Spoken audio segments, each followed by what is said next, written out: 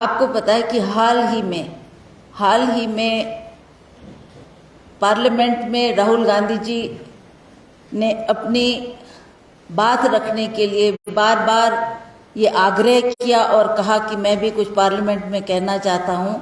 उन्होंने उठकर अदानी जी के बारे में सवाल किए और प्रधानमंत्री जी के सामने कई प्रश्न रखे कि ये कुछ प्रश्न है जो जिसके जवाब मैं चाहता हूँ। वो जानना चाहते थे कि क्यों अदानी जी को इस तरीके का फेवर दिया जा रहा है, चाहे वो एयरपोर्ट्स बनाने की बात है, चाहे वो अन्य बिजनेस की कार्रवाई की बात है। उसमें भी बार बार ये देखने को मिल रहा था कि जो अदानी को ये आपने जंप दिया है, कहाँ थे वो और कहाँ से कहाँ पहुंचाए। यहाँ तक कि प्रधानमंत्री विदेश यात्रा पर उनको साथ ले जा रहे हैं, विदेश यात्रा में बाहर के लोगों से उनको इंट्रोड्यूस कर रहे हैं और वहाँ भी वो उनको कहा जा रहा है कि ये जो हमारे बिजनेस के बड़े भारी टाइकून है, इस तरीके की उनकी इंट्रोडक्शन बाहर के देशों में भी दी गई। तो इससे साफ जाहिर है कि प्रधानमंत्री जी भी चाहते हैं कि उनको प्रोजेक्ट किया जाए और उनको इन कामों को दिया जाए। भारतवर्ष में तो दे ही रहे हैं, परंतु विदेश में भी इस तरीके का उन्होंने कई जगह ये संदेश दिया है। और अब हम ये जो राहुल गांधी जी ने प्रश्न किया पार्लियामेंट में, उन्होंने ये बार बार पूछा और कम से कम 40-45 मिनट की जो चर्चा राहुल जी ने पार्लियामेंट में की, उसमें भी उनको बार बार यही प्रश्न पूछते गए कि मैं ये जानना चाहता हूं कि ये ऐसा क्यों किया जा रहा है और क्यों इनको प्रमोट आप कर रहे हैं। परंतु ना प्रधानमंत्री जी ने उसका कोई जवाब दिया। उनको आना चाहिए था, वो सदन में आकर चाहे ऑपोजिशन के थे।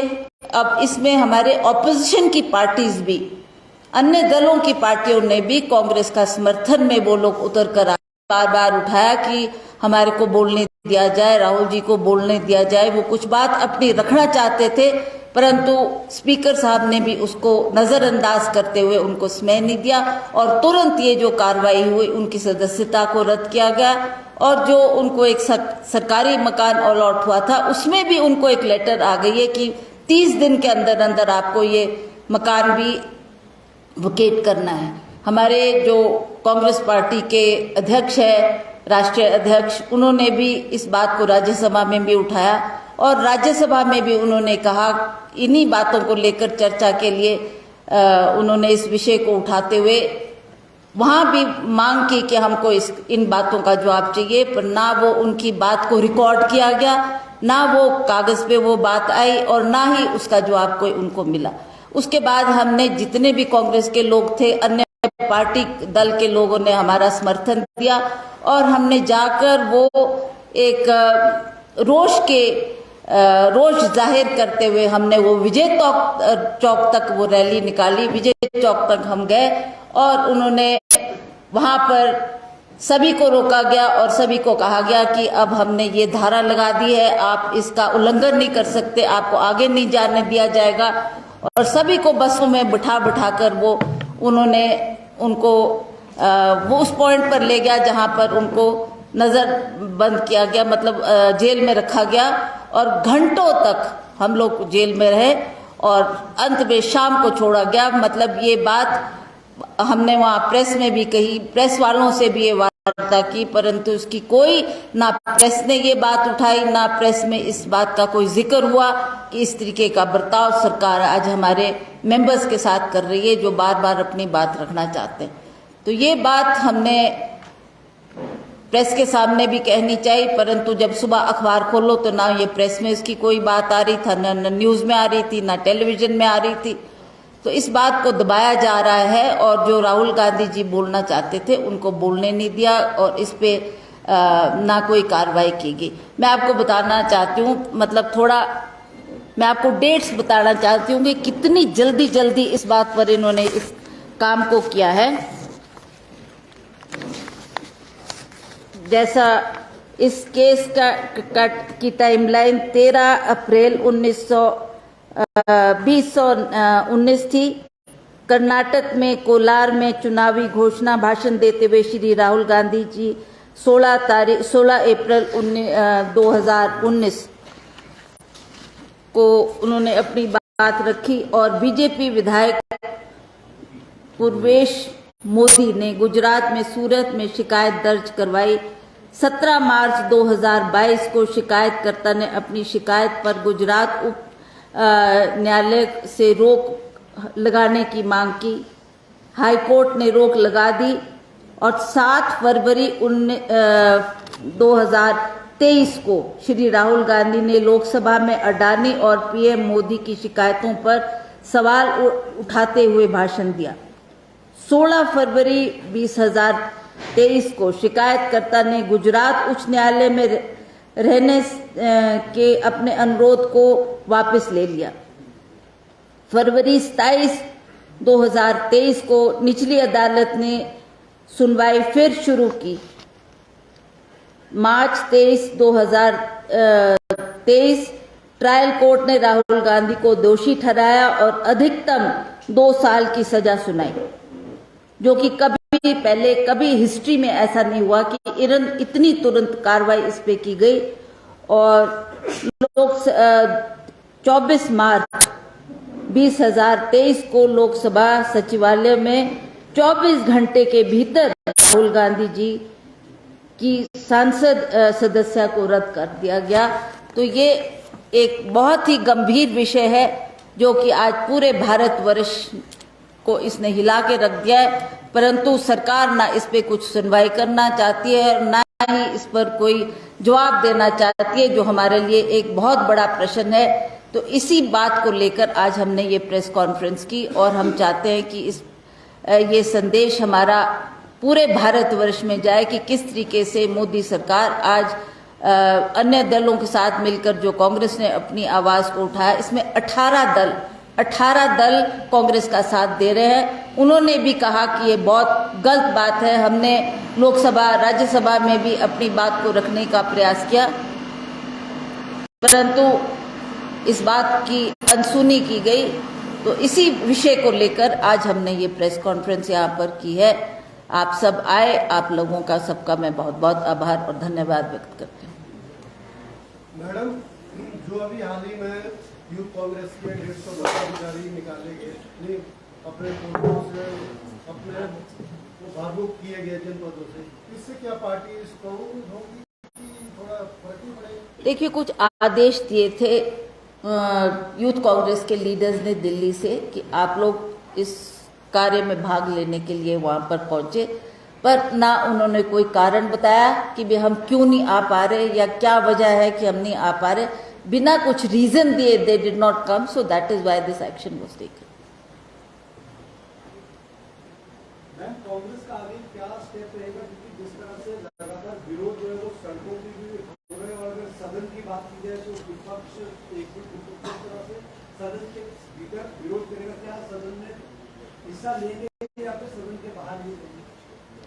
देखिए, सदन में तो हम इस बात को उठा ही रहे हैं, पर अब हम चाहते हैं कि हम इन बातों को लेकर सड़कों पे भी उतरे ताकि हम हर व्यक्ति तक अपनी बात को पहुंचा सके। और हमने अपने इतिहास में कभी ऐसा शासन ना देखा और इससे सभी हम लोग पीड़ित है कि इस तरीके की कार्रवाई श्री नरेंद्र मोदी जी ने, जो कांग्रेस के हमारे नेता है, उनके खिलाफ ली और उनकी सदस्यता को रद्द किया। उसके लिए हम लोग इस विषय को लेकर जनमानस में जाएंगे और लोगों को भी अवगत करवाएंगे। भाजपा ये कह रही है, केंद्रीय गृह मंत्री अमित शाह ने भी कहा कि विकल्प है अदालत जाने का, ऊपरी अदालतों का कानून जो है उसमें अपील कांग्रेस क्यों नहीं कर रही है? वो भी उस विषय पर भी अभी गंभीर चिंतन किया जा रहा है और दैट मैटर इज अगेंस्ट हमारे जो वकील लोग हैं उनकी जहन में भी हमने इस बात को लाया है और वो क्या आदेश देते हैं, किस तरीके से एवरी पॉइंट को देखते हुए हम इस पे शीघ्र ही कुछ न कुछ अपील में जाने की सोच रहे हैं और आवश्यक टाइम के निर्धारित कर उसको भी किया जाएगा। मैम, इस तरह के फैसले से लोकतंत्र को कितना बड़ा खतरा आप मानती हैं, जिस तरह से ये फैसला लिया गया आने वाले समय? ये तो एक बहुत बड़ा खतरा है, बहुत बड़ा खतरा है। जिस तरीके से ये भाजपा की सरकार और खास के नरेंद्र मोदी जी ने जो ये कदम उठाए हैं, जो ये इस तरीके की एक मेंबर ऑफ पार्लियामेंट जिसको 5 साल के लिए जनता चुनकर भेजती है कि आप हमारे एमपी है, आप लोकसभा या राज्यसभा में चुनकर आप लोग आते हैं, उनकी सदस्यता को रद्द करना, और वो भी एक छोटी सी किसी ने निचली अदालत में एक अपील दायर की, उसके ऊपर आपने इतना बड़ा एक्शन ले लिया without even giving the person time कि आप उनको टाइम देते, वो अपनी बात को समझाते, अपनी बात के ऊपर उसको वो बात करते, और तब आप सोच समझ के इस कार्रवाई करते, कम से कम टाइम तो देते। आपने निर्णय इस पे इतनी शीघ्रता से लिया है कि इससे पूरा देश स्तब्ध है कि ये किस तरीके का की सरकार केंद्र में चल रही है। मैडम, भाजपा नेता सुब्रमण्यम स्वामी जी ने नागरिकता पे सवाल उठाए राहुल गांधी, तो आपका क्या कहना है? ये तो बहुत ही दुर्भाग्यपूर्ण बात है कि इस तरीके की सदस्यता पर आप लोग मतलब वो इस टिप्पणी कर रहे हैं इस विषय पर। हिमाचल में किस तरह का प्लान ऑफ एक्शन है? क्या विरोध प्रदर्शन जिस तरह से निर्देश है कांग्रेस आला कमान की तरफ से 1 महीने तक जो है प्रदर्शन किया जाएगा, तो यहाँ किस तरह आपका प्रोटेस्ट होने वाला है? आज 9 जगह पर प्रेस कॉन्फ्रेंस की जा रही है। देखिए, हमको ये जो 1 महीने का टाइम दिया गया है, we have to also call अपने डिस्ट्रिक्ट लेवल के हम लोग जो हमारे कांग्रेस के पदाधिकारीगण है और ब्लॉक के हैं, इनको हम बुलाएंगे और इनको 3-4 दिन में सारा प्रोग्राम चॉकआउट किया जाएगा और उनको क्या निर्देश दिया जाएगा वो उनको बताया जाएगा किस तरीके से आपने इस कार्यक्रम को हर क्षेत्र में करना है। That we will do and we will follow it till 1 month. National leaders भी आएंगे, क्या ठीक है, तो उनकी जहाँ जहाँ ड्यूटी लगी है वहाँ वहाँ वो लोग जाएंगे एंड देन दे विल, जैसा निर्देश आएगा वैसा वो लोग, अगर उनको कोई निर्देश दिया जाता है कि आप हिमाचल प्रदेश जाएं तो वो भी आएंगे, और जहाँ की उनकी ड्यूटी लगती है वहाँ जाकर वो इस बात को अवश्य लोगों के बीच में रखेंगे। जिस तरह से ये पूरा प्रकरण हुआ, क्या लगता है राहुल गांधी की जो लोकप्रियता बढ़ रही है, चाहे भारत जोड़ो यात्रा है और 2024 के चुनावों से जो है कहीं ना कहीं बौखलाहट लग रहा है आप लोगों को? देखिए, ये बौखलाहट का ही एक सिम्टम है कि जिस तरीके से आपने एक हमारे मेंबर ऑफ पार्लियामेंट जिन्होंने एक जब देखा, मैं आपको ये बताना चाहती हूँ कि इससे पहले भी जो हमारी पार्लियामेंट में राहुल गांधी जी ने अपनी बात रखने के लिए ये बात शुरू की थी, परंतु तब भी उनको वो बात नहीं कहने दी गई। बार बार कांग्रेस के लोगों ने उठकर भी ये बात कही कि हमारे लीडर राहुल गांधी जी कुछ कहना चाहते हैं, पर उनको बोलने नहीं दिया गया। अंततः चाहे वो कहीं भी विधानसभा की बात हो, चाहे लोकसभा की बात हो, चाहे राज्यसभा की बात हो, इस बात को कहने नहीं दिया जा रहा था और इस एक घुटन हम लोग महसूस कर रहे थे। तो राहुल गांधी जी ने ये फैसला किया कि मैं जाकर एक भारत जोड़ो यात्रा करूंगा, जिससे मैं लोगों से संपर्क करूंगा, आम आदमी जो होगा उससे मेरा डायरेक्ट कांटेक्ट होगा, डायरेक्ट बातचीत होगी। आई विल गो एंड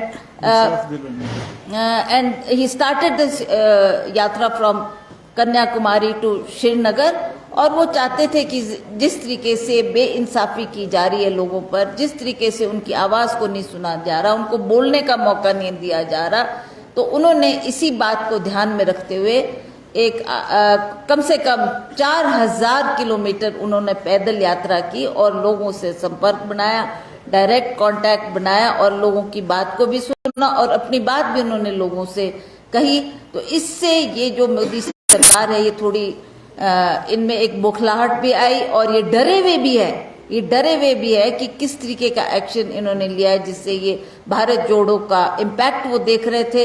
और जगह जगह से ये फीडबैक आ रहा था कि कांग्रेस के साथ बहुत से लोग जो पहले अपनी बात नहीं पहुंचा सकते, उनको राहुल गांधी जी मिल रहे हैं, उनकी बात सुन रहे हैं, अपनी बात उनसे कह रहे हैं। तो इसका इम्पैक्ट जो पड़ा है उससे बौखलाहट भी आई है इस सरकार को, और उन्होंने जो ये देखा कि इसका इम्पैक्ट क्या अगले चुनाव पर 2024 के चुनाव में पड़ने जा रहा है, उसके लिए इन्होंने इस तरीके की एक जो कार्रवाई की है, ये बहुत ही एक शर्मनाक बात है और दुखदायक बात है पूरे देशवासियों के लिए कि एक चुने हुए व्यक्ति को आप इस तरीके से उनकी सदस्यता को रद्द कर सकते हैं। मैम, बिहार में भी इसी तरह का एक डेफमेशन केस दर्ज हुआ है। उस वक्त के पूर्व मुख्यमंत्री सुशील मोदी जी ने ये मामला दर्ज किया है। उस पर राहुल गांधी को नोटिस भी हुआ था। 12 तारीख को अगली पेशी है।